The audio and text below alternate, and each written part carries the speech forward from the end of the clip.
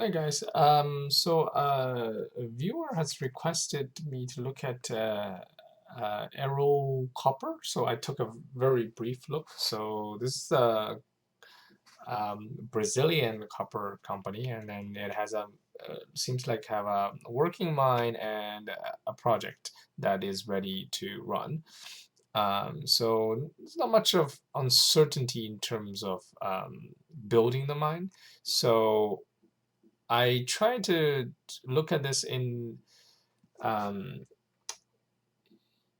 in the sense that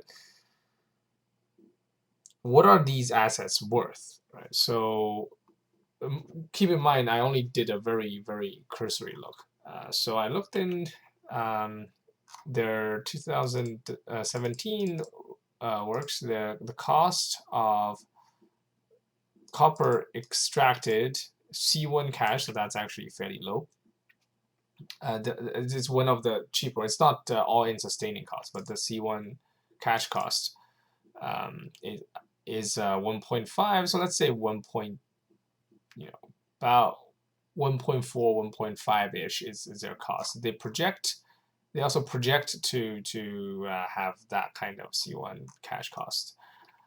And then their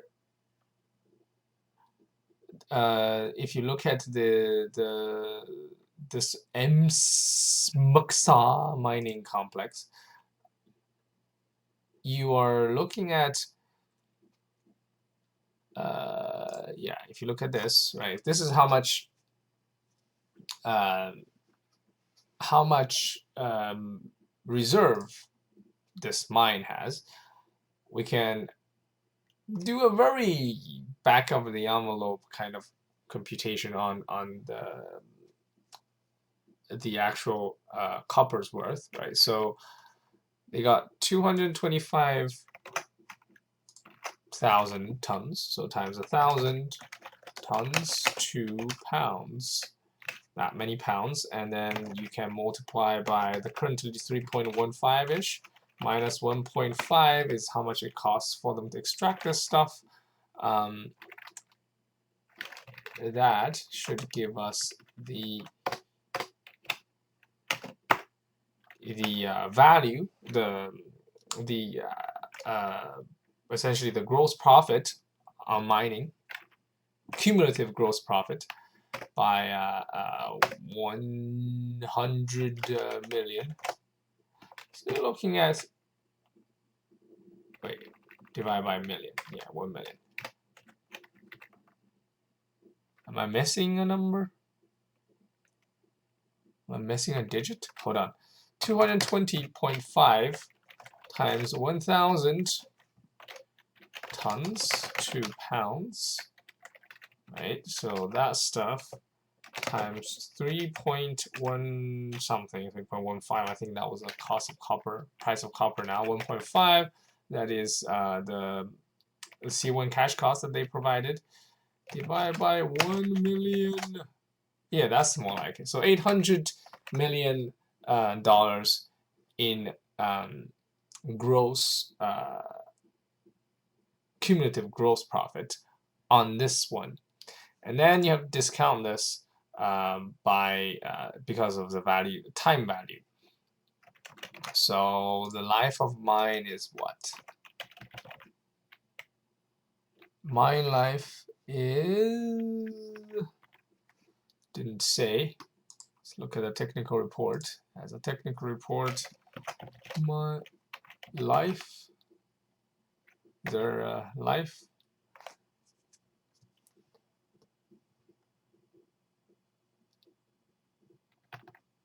And let's see.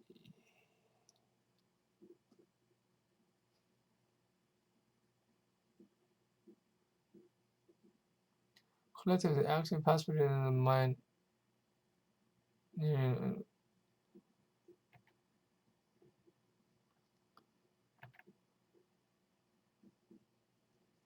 So apparently a lot of their stuff is nearing their end of life. Okay. So what they are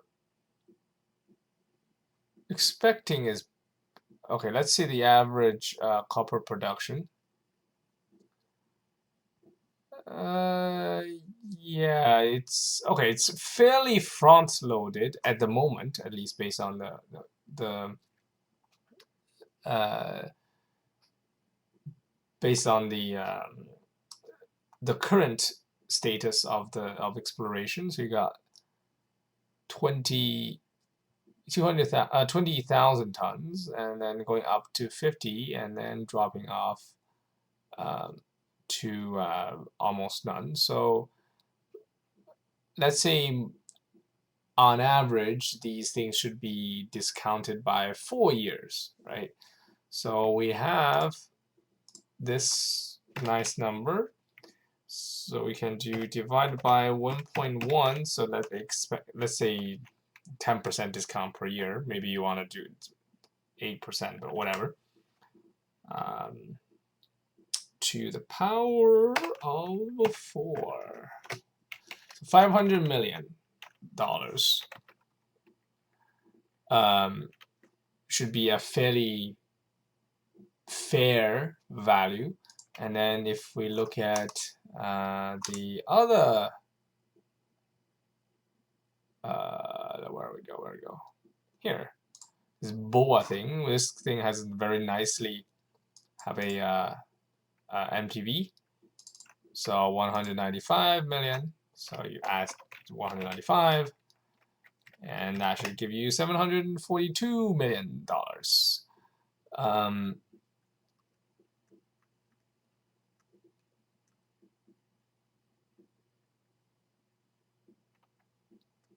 Yeah, so they say it's a turnkey, so it's probably already developed. Let's see what that says.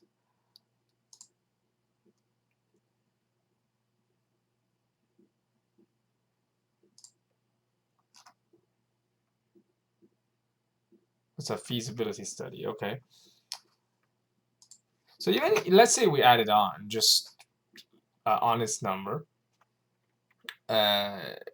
You're looking at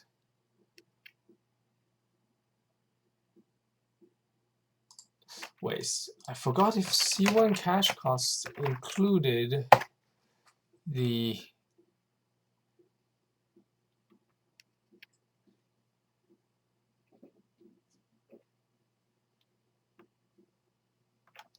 I forgot if it included the capital expenditure. Hold on, let me just check. Direct cash costs from mining through recurring. Okay, so that does not include depreciation. All right.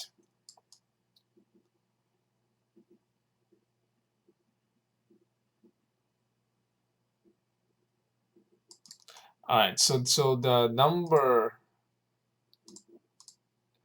So the number that we came up with for the MCSA is probably overvalued because it did not factor in depreciation, did not factor in anything else. It's just the cost to operate.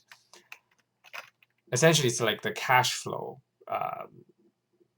It's roughly equivalent to the cash flow because it doesn't consider any depreciation or any other stuff. So $740 million worth. Probably less than that, depending on the actual capital cost and everything. And currently, market cap is 480, but we shouldn't look at that because a lot of that's financed by debt. So the number we should be paying attention to is enterprise value. So okay, so you got 560, 570, million. You're looking at about optimistically, you're looking at like a 30% upside, given excluding any copper price fluctuations, based on just on the proven reserve. Pessimistically or more realistically is probably like 15%. Is yeah. So I don't think this company is that much undervalued because obviously these numbers, you need to leave a margin for error. Maybe Brazil has some kind of political instability at some point. Maybe there could be a flood or all these things. A lot of things will go wrong. So I think we should demand a very deep discount in order to invest in these things. Excuse me. So yeah, that's what I think about Ero Copper. Hopefully this is useful.